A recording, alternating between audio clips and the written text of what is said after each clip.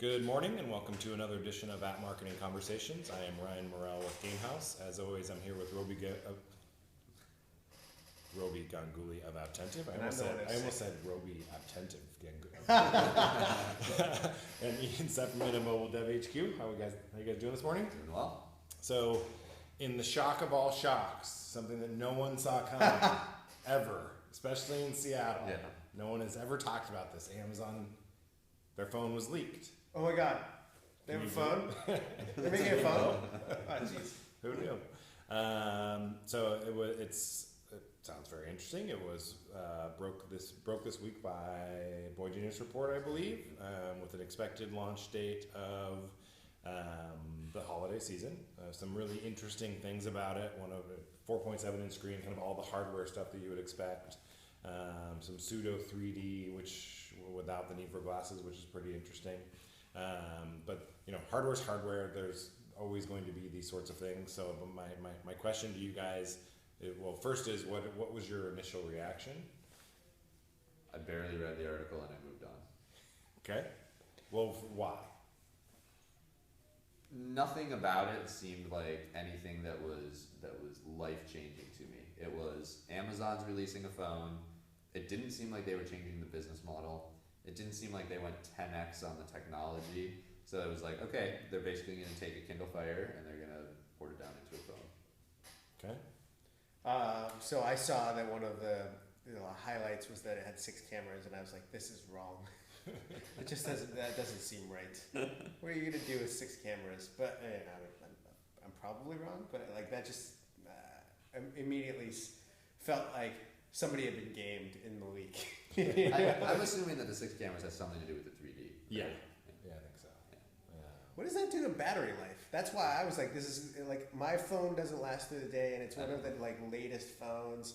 What are you doing with 6 cameras that's gonna last through the day from a battery perspective?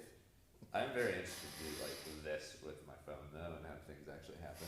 Yeah, Minority Report style. Yeah. I was thinking more Captain Picard, but whatever. Okay. Let's take a different approach. Will it be successful for Amazon? Good question.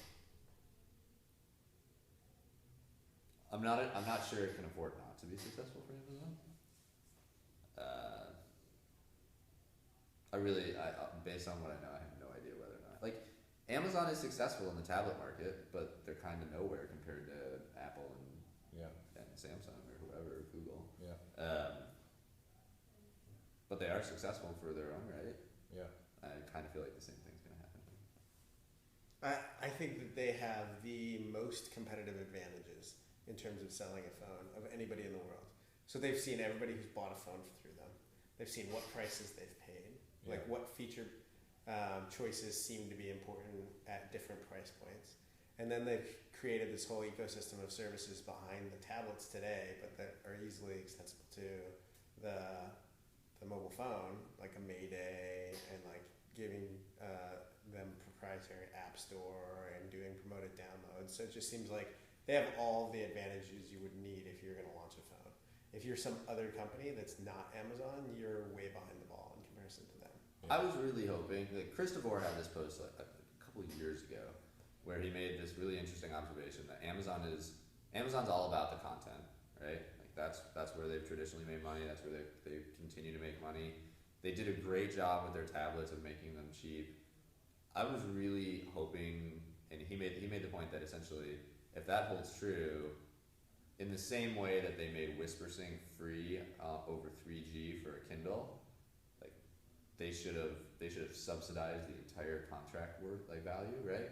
And not just of the phone, but of the voice and data plans as well. Well, they might. Which I guess they could still do. Yeah, that's true. So I'm hoping, potentially even more so than any of the technology that they come out with, is that they come out with some better business model. Yeah. Amazon Prime Plus Telco. Yeah, exactly. You could see something like that too. Yeah. And oh, by the way, you pay us $56 a month. You get Prime. You get unlimited voice, text, web, and your phone is $59. You get the Prime Instant Video that you can watch anytime you want on the phone. Pretty cool. Yeah, I think to those points and to your point especially, I think the only challenge that the advantage that they don't have is the Google Service Matrix, right? Yeah. And so not having Google Maps it's kind of a big deal, right? You know, and not having a viable replacement or option for that is probably going to be a challenge. I mean, they have Waze, I guess, right? Yeah. Which is going to get most of the Google technology anyways. Yeah.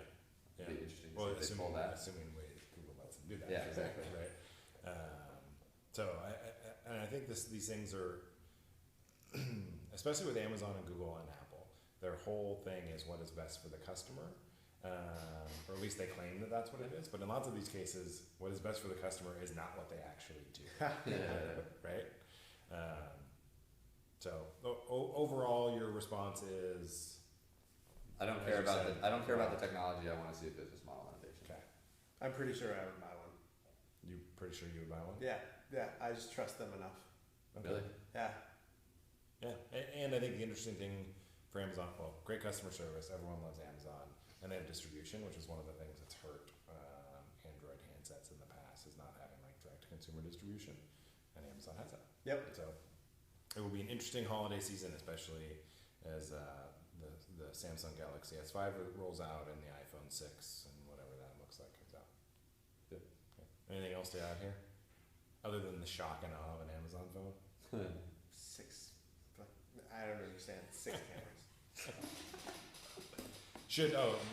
Let's ask the obvious question. Should app marketers rush to support it? I don't think there's much that you have to rush for, except for maybe whatever they're doing on the 3G thing, which you can't do much about anyways. Yeah. I mean, we've never seen anybody rushing to support one of these platforms in the past 3 years make good money off of it, so I don't think so.